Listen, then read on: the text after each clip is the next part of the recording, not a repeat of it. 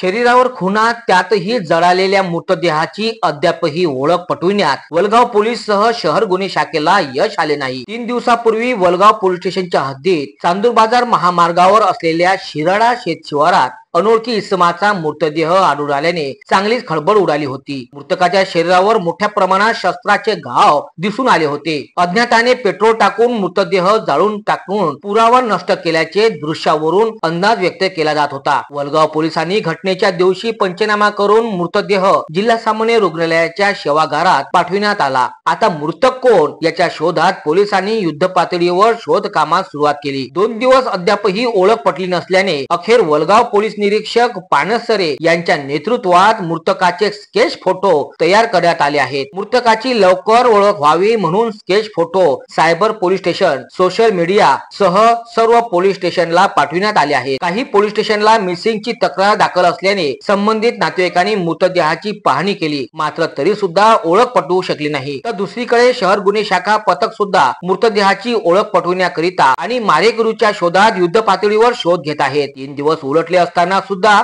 अद्यापर्यंत मृतदेहाची ओळख पटली नसल्याने तो मृतक पोलीस आयुक्तालयाच्या हद्दीच्या बाहेर किंवा जिल्ह्याच्या बाहेर असावा असा प्राथमिक अंदाज व्यक्त केला जात आहे।